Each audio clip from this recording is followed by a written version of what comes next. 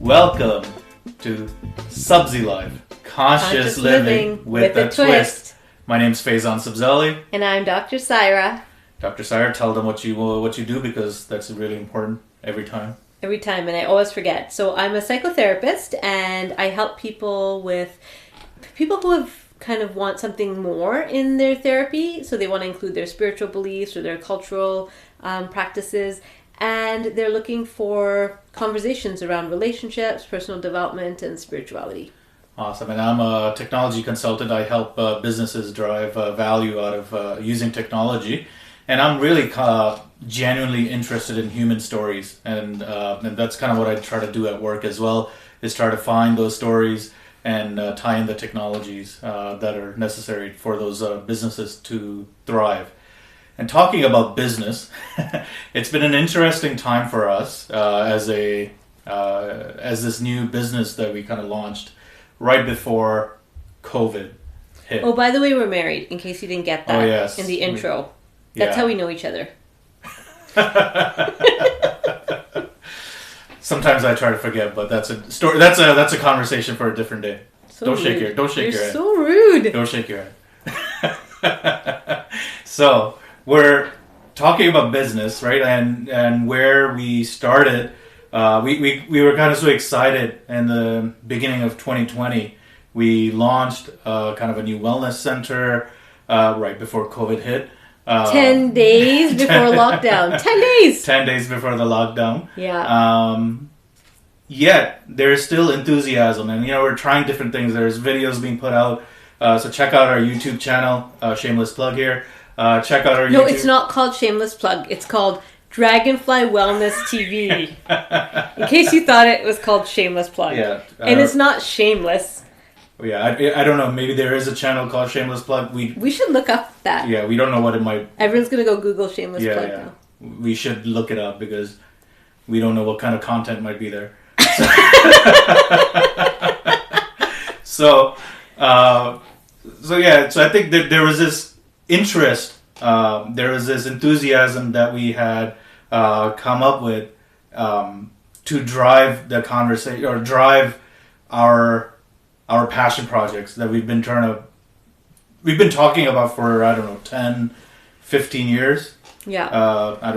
We know each other now for 15 years, but it's been an interesting time where we're moving forward, yet there's all these obstacles. Right. And so the ways that we thought we would do this. So, okay, let's just tell you nuts and bolts. So we have this wellness center that we've launched. And so we have office space, and we have people coming in, and we have, so there's other therapists working there. And so it's this physical space and this very physical image that we had in mind about a center, a physical space. Now that we're all at home during this COVID-19 thing, we've had to kind of reimagine what the Dragonfly Wellness Center is. And so for me, it's now more like a virtual, it's like a community more than a space. Right? So it's more about the people that are connecting and how I can actually be of service to all of those people, not just the clients that walk into the room, which is what we were thinking before. But now it's actually, okay, so then beyond our physical clients, how else can we serve and who else can we connect to? Yeah, so I think where we were going, and this is not just our business, any business has been kind of pushed to redefine their business model. And I'm using air quotes for business model here. The reason being is that we were thinking of having a community, building courses and building online groups and all those things. Later. Once we had our physical space organized. Right. And the, nature, universe, whatever you want to call it, decided, we're going to reverse the process. Right. And we've been able to build a community. We've been able to just take the time and started creating videos. We're launching our our first course that we're thinking of giving away, right? But don't you find that like there's so much more energy to it now? Like we're not like, oh God, I have to do this thing, but it's like, oh, what about this? And let's try. Like there's this creative force. Yeah, right? Absolutely. And so I think that the question becomes, though, I guess where it comes in is when we're working through these challenges, right? Like, because we had a plan.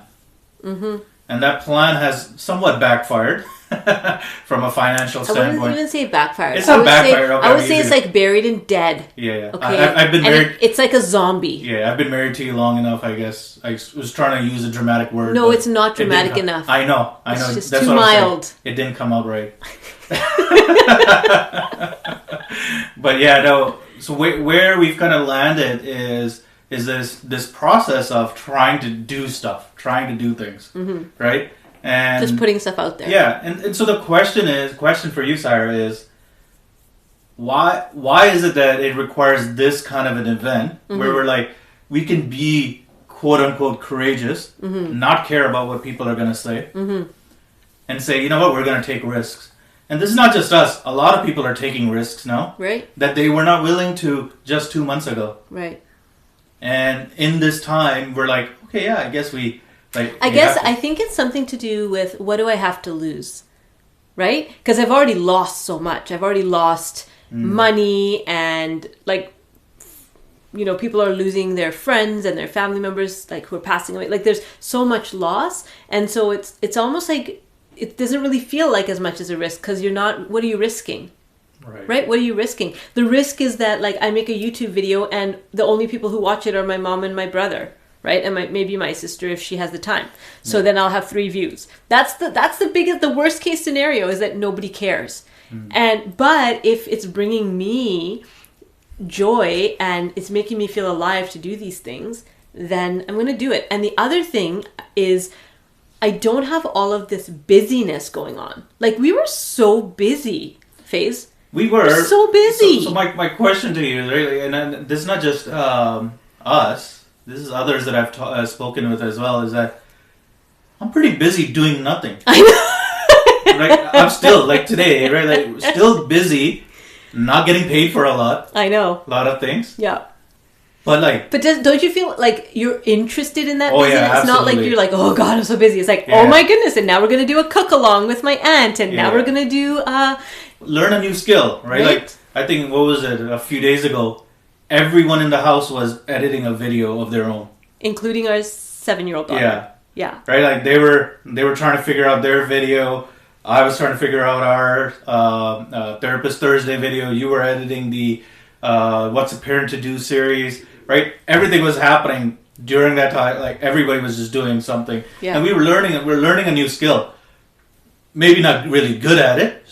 You get why professionals get paid. And the skill that we weren't willing, like before, I'd be like, oh, this is so much work. I don't want to have to figure this out. Can't I just pay someone? Right? And now I'm like, I don't want to spend extra money if I don't have to. So maybe I'll just figure this out. So I think it's a different mindset as well of if it's my baby, if it's my project, then if it's my baby, I need to bathe it. I need to change it. I need to feed it. Right? Rather than having like outsourcing. And there's some things you do have to outsource, like our marketing. Right? Yeah. So this concept of how do we continue now, right? Because this period, this lockdown will end at some point. Yeah. At some point it will end. Right. So how do we continue this momentum of everyone taking a risk where they were not willing to take a risk, right? And we've made some decisions, life decisions that we're like, yeah, we'll take those risks. We'll see how it turns out for us and the family when the time comes. But we're going to jump in. We're going to put our names forward for opportunities that we wouldn't have. That I would say, oh, am I getting paid for this? If I wasn't getting paid for it, I wasn't really willing to do it. But now I'm like, oh, this is an opportunity to contribute to the conversation. And that feels more meaningful than just getting, a paycheck for something. Yeah. It's like, can I be part of this narrative and this conversation and maybe not influence it, but at least contribute to it. Right. So what are some of the steps that our listeners, 2 or 3 listeners that we may have? Our 2 moms, for sure. Our 2 moms. Well, I don't even know about my mom anymore. She may have moved on. She's doing the cook-alongs. Yeah. But no more podcasts for her. But what are some of the steps our listeners can actually take to ensure that this momentum continues into this new world that they'll be stepping in? Well, I just made a video about this actually, right? For our Therapist Thursday series. And I would say there's 3 steps, right? The first step is identifying what are the things that you want to actually bring into the new, can't even say the new millennium. What do we call it? The new world order? I don't know. The new world order is the post-COVID-19 lifestyle. Yeah. It's so funny. Yesterday we were out getting takeout, which is so exciting, and we ate our food in the car and watched the sunset as a family in the car. And I was saying, like, some people don't even seem to know that, like, there's a life-threatening virus out there. They're just like walking around, but then I saw the masks and okay, fine. What was I saying again? Oh yeah, first step. 3 steps, yeah. So the first step, really back in. Yeah, sorry. I just, that image, right, of like, what's happening? Nobody seems to, okay, they're holding, yeah, anyway. So the first step again is identifying what are those things that I want to bring forward. So one of the things that I want to make sure we have is time for creativity. And you know how it started during this whole COVID thing was coloring mandalas. Remember when I first, that's something that helps like with my anxiety. So I color and it's like, you know, I can not think about anything and just color. And so that creative beginning grew and grew. And now I'm doing like creative things that are connected to work, but building in time in the week for a creative outlet. I think that's one thing for me, for example. So what is it for our listeners, right? What is it that you want to pull forward that you found in this, you've had the space to find, or you've been reminded of that now? Okay, so I would actually physically make a list, right? Make a list of what are the things you want to pull forward. The second thing I would say is decide what you want to let go of. Because I think for many people, we've realized during this time that we were really busy before, but not busy the way that Faizan and I are talking about right now. Busy in the just exhausted, overstretched, overworked, and rushing all the time. And so maybe looking at our calendars and saying, what is it that's not really that essential? Like, do I really need to make sure I have 5 meaningful outings with friends a month? Maybe not. Maybe it's just 1. Right? Do I really need to have my kids in all these activities? Maybe not, right? Maybe we can cut back on some of that. Maybe we need to build some more blank space in our calendars. And I think when we look at how we want things to be different, it's actually about deciding that certain things, we're just not going to do that anymore. And it might be upsetting to the people around you or the people who, relied on you for those things, but it's okay because they're dealing with it now. Right? They're dealing with it now. The third thing, so the first is writing down the things that you want to pull forward. The second is writing down what you want to let go of. And the third thing, it's about the difference between what's important and what's urgent. So I think for Faizan and I, and probably our listeners as well, we've spent a lot of our energy attending to what's urgent in the past, where this crisis has reminded us what's important. And there's a difference. And so getting really honest in your own life, what's actually important and what's just urgent, what's just firefighting, what's just, I have to reply to these 25 emails and that has to happen right now, versus my child really needs me and I'm really going to be there for them because they're in pain or they're sad or they're scared, right? So I think it's a shifting, a rejigging of what's important rather than what's urgent. So those are my thoughts. Those are my 3 kind of things. And I think one thing is that a lot of people are kind of taking on doing something creative, right? Mm-hmm. And we're redefining what creativity and productivity means as well, right? Like for us, creativity could be cooking more at home, right? And taking that time to just be with family. And like this morning, there was a family cook-up. Right, like it was just everybody. Family cook along. So we had my aunt, who's this like amazing cook in our family, and we all love eating her food. But she's getting older, and so her daughter suggested that we do like a cooking class with her. And so we were all on Zoom, all in our little, all the way from here to the States to England, right? We had cousins from all over, all on the screen together learning to cook. And it was so much fun because, they sent out the recipe. It was hilarious, right? She's like 2 spoons of this, 2 spoons of that. But when she actually did it, it was more like the teaspoon, the way she heaps it is more like 3 tablespoons, right? So it was just fun watching, like actually being there with her in her kitchen and watching her cook.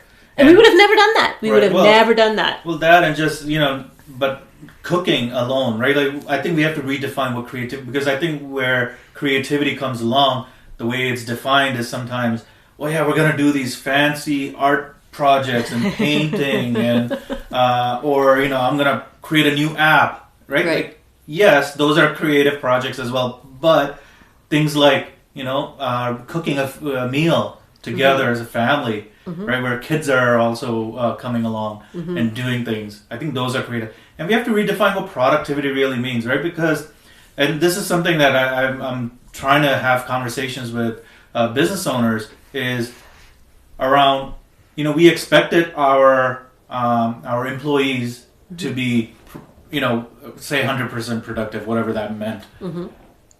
And now, when they're working from home, they're also teachers, or they're not really teachers. We suck as teachers.